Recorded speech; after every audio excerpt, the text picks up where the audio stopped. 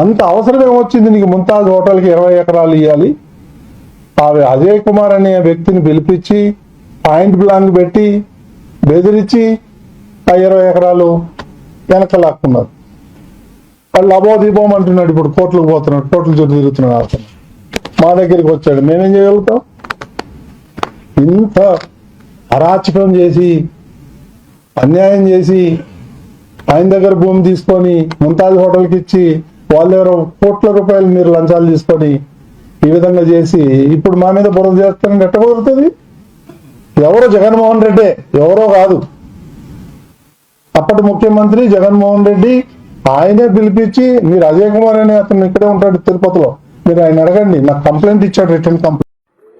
తిరుమల తిరుపతి దేవస్థాన చరిత్రలో మనం అనేక మంది చైర్మన్లను చూసాం.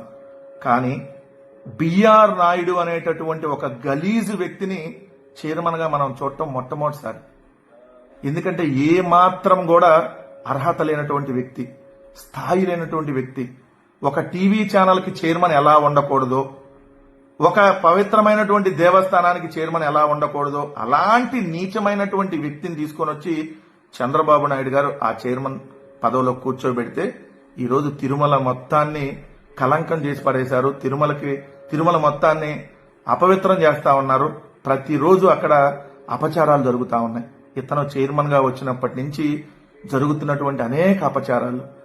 ఇతను చైర్మన్ గా అయ్యేటంటే ముందు ఇప్పుడు చంద్రబాబు నాయుడు గారు తిరుమల లడ్డులో జంతువుల కొవ్వు కలిసిందని చెప్పి కొవ్వెక్కి మాట్లాడితే ఇదే ఛానల్ వీళ్ళందరూ కలిసి జంతువుల కొవ్వే కాదు, పంది కొవ్వు కలిసింది, చేపల కొవ్వు కలిసింది అని చెప్పి ఇష్టం వచ్చినట్టుగా దుర్మార్గమైనటువంటి ప్రచారం చేసినటువంటి వ్యక్తి ఈ బిఆర్ నాయుడు. అర్ధరాత్రి బూతు బొమ్మలు, బూతు షోలు, సెక్సీ సాంగులతో మిడ్ నైట్ మసాలా నడిపేటటువంటి ఈ ఛానల్ వ్యక్తిని తీసుకొని వచ్చి పవిత్రమైనటువంటి స్థలం 140 కోట్ల హిందువుల ఆరాధ్య దైవం ఉన్నటువంటి ఆ తిరుమల వెంకన్న స్వామికి చైర్మన్ గా నియమించడం అంటే ఇంతకంటే దారుణం ఇంకేమైనా ఉంటుందా? ఇతను వచ్చిన తర్వాత అనేక అపచారాలు. పైన కొండ మీద బెల్ట్ షాపును పట్టుకోవటం, పైన కొండ మీద కోడిగుడ్డు బిర్యానీ, పైన కొండ మీద ఏదైతే అన్యమత ప్రచారాలకు సంబంధించినటువంటి రింగుల్ని అమ్మటం, ఈ గోవులు చనిపోవటం. సో ఇలాంటి దారుణాలు ఇక్కడ జరుగుతా ఉంటే, ఏదైతే భోజనంలో జిర్రి, ఇలాంటి అనేక అపచారాలు జరుగుతా ఉన్నా కూడా తప్ప తాగి డైరెక్ట్ గా కొండ మీదకే వెళ్తున్నా కూడా పట్టించుకున్నటువంటి పరిస్థితులు, ఇలా అనేక అపచారాలు జరిగినా ఎక్కడా నోరు మెదపలేదు ఈ గలీజ్ నాయుడు అలియాస్ బిఆర్ నాయుడు. ఈయన పవిత్ర క్షేత్రంలో కూర్చొని చైర్మన్ వీళ్ళ బోర్డు మెంబర్లు అందరూ రాజకీయాలు మాట్లాడతా నిరంతరం గోవింద నామస్మరణలతో మారుమోగాల్సినటువంటి ఆ తిరుమల క్షేత్రంలో వీళ్ళ బూతులు, వీళ్ళ గలీజు మాటలు, వీళ్ళ వెకిలి చేష్టలు, ఇష్టం వచ్చినట్టుగా బెదిరింపులు, అక్కడ పవిత్ర క్షేత్రంలో కూర్చొని వీళ్ళు చేస్తున్నటువంటి కార్యకలాపాలు. ఈ రోజు కూడా ఏదైతే ఈ చైర్మన్ మాట్లాడినటువంటి మాటలు, ఇతను అక్కడ కూర్చొని ఎంత పచ్చి అబద్ధాలు మాట్లాడుతున్నాయంటే, జగన్మోహన్ రెడ్డి గారంట అజయ్ అనేటటువంటి వ్యక్తిని తాడేపల్లి క్యాంప్ ఆఫీస్కి పిలిచి తుపాకీ గురి పెట్టాడంట. ఇలాంటి వ్యక్తి చైర్మన్ గా ఉండడానికి అర్హుడా? ఇలాంటి మాటలు మాట్లాడేటువంటి వ్యక్తి దైవక్షేత్రంలో కూర్చొని నేను అడుగుతా ఉన్నా, అదే తిరుమల వెంకన్న స్వామి మీద ఆ అజయ్ అనేటటువంటి వ్యక్తి నువ్వు ఇద్దరు కలిసి వెంకటేశ్వర స్వామి మీద ప్రమాణం చేసి ఇది జగన్మోహన్ రెడ్డి గారు ఇలా చేశారు అని చెప్పి చెప్తావా అని అడుగుతా ఉన్నా. అసలు నీకు తిరుమల కొండ మీద అడుగుపెట్టే అర్హతే లేదు. తిరుమల కొండ మీద అడుగుపెట్టే అర్హతే లేదు. ఎందుకంటే తిరుమల వెంకటేశ్వర స్వామిని నువ్వు 5 సంవత్సరాలు వెలివేశావు. జగన్మోహన్ రెడ్డి గారు ముఖ్యమంత్రిగా ఉన్నారని చెప్పి తిరుమల కొండ మీదకు వెళ్ళినటువంటి వ్యక్తివు నువ్వు. అలాంటి నీచమైనటువంటి వ్యక్తి ఈరోజు చైర్మన్ గా ఉండటానికి అర్హుడా అని చెప్పి ఈరోజు మాతో పాటు అనేక హిందూ సంఘాలు ప్రశ్నిస్తా ఉన్నాయి. మేము అడిగింది ఏంటి? ఒబరాయ్ హోటల్ కి సంబంధించిన దాంట్లో, అయ్యా మీరు తిరుమల తిరుపతి దేవస్థానం స్థలాన్ని ఏదైతే టూరిజానికి ఎలా కేటాయిస్తారో అక్కడ తిరుమల తిరుపతి దేవస్థానం స్థలంలో ఏదైతే ఒబరాయ్ హోటల్ అంటే ఒబరాయ్ హోటల్లో చికెన్, మటన్ కబాబులు, మటన్ కీమాలు, లేదంటే మీరు అన్నట్టుగా ఫిష్, ఫ్రాన్స్, ఇంకా బీఫ్, ఇంకా అదే విధంగా మద్యం, ఆ విధంగా అక్కడన్నీ ఆ హోటల్లో ఎన్ని దొరుకుతాయి కదా, ఎలా ఇస్తారు పవిత్రమైనటువంటి టీటీడీ స్థలాన్ని? దాన్ని రద్దు చేయాలని డిమాండ్ చేస్తే మమ్మల్ని గజ దొంగల ముఠ అంటావా? ఎవడు గజ దొంగల ముఠ? ఎవడు గలీజు వ్యక్తి? మిమ్మల్ని మించిన గజ దొంగల ముఠా ఎవరైనా ఉంటారా? మీరు ఏదైతే ఎవరెవరిని బెదిరించి ఏ విధంగా మీరు తుపాకీలు పెట్టిన సంగతి మర్చిపోయారా? మీరు న్యూజన్ హైలాండ్ తో పేరుతో ఏదైతే అరిచేతిలో కూడా జుట్టు మొలిపిస్తానని చెప్పి అనేక మందిని మోసం చేసిన ఓ గలీజు బిఆర్ నాయుడా, నువ్వు వైఎస్ఆర్ కాంగ్రెస్ పార్టీ నాయకుల గురించి కానీ జగన్మోహన్ రెడ్డి గారి గురించి కానీ మాట్లాడే అర్హత నీకుందా? నీలాంటి వ్యక్తి అసలు ఈ కొండ మీద అడుగుపెట్టే అర్హతే లేదు. నువ్వు ఈ రోజు మా గురించి మాట్లాడుతా ఉన్నావు. సిబిఐ ఎంక్వైరీ అడిగితే ఎందుకు తోక ముడిచి పారిపోతున్నావు? ఎంటైర్ 2014 నుంచి ఇప్పుడు 2025 ఇప్పటి వరకు ఆగస్టు వరకు జరిగినటువంటి ప్రతి అంశం మీద టీటీడీలో సిబిఐ ఎంక్వైరీకి మేము సిద్ధం. మీరు సిద్ధమా?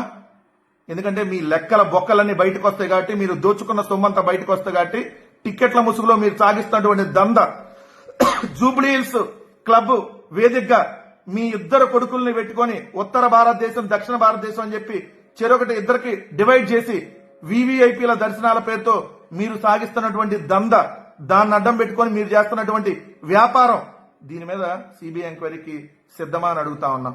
విఐపి టికెట్ల పేరుతో మీరు అమ్ముకుంటున్నటువంటి బ్లాక్ టికెట్ల దంద, ఎస్, దాని మీద చర్చకి కాదు, సిబిఐ ఎంక్వైరీకి నువ్వు సిద్ధమా? లేదంటే తిరుమల వెంకటేశ్వర స్వామి మీద నువ్వు ప్రమాణం చేసి మీ ఇద్దరు కొడుకుల్ని మీ కుటుంబం అంతా తీసుకొని వచ్చి ప్రమాణం చేసి తిరుమల ఏదైతే వెంకటేశ్వర స్వామిని అడ్డం పెట్టుకొని మేము ఎటువంటి వ్యాపారాలు చేయటం లేదు అని చెప్పి నువ్వు ప్రమాణానికి సిద్ధమా? మేము అడుగుతా ఉన్నాం. మేము ఏ తప్పు చేయలేదు కాబట్టి దేనికైనా మేము ఏ ఎంక్వైరీకైనా సిద్ధమని మేము అంటున్నాం. నువ్వు ఈరోజు మాట్లాడుతా ఇష్టం వచ్చినట్టు నోటికి ఏదొస్తే అది అక్కడ పవిత్ర క్షేత్రంలో కూర్చొని ఇష్టం వచ్చినట్టుగా వెకిలి మాటలు, బెదిరింపులు, వార్నింగులు. నీ ఉడతూపులకి ఇక్కడ ఎవడో భయపడ్డు బిఆర్ నాయుడు.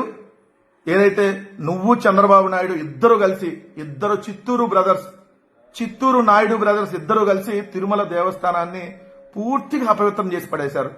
పూర్తిగా భ్రష్టు పట్టించేస్తా ఉన్నారు.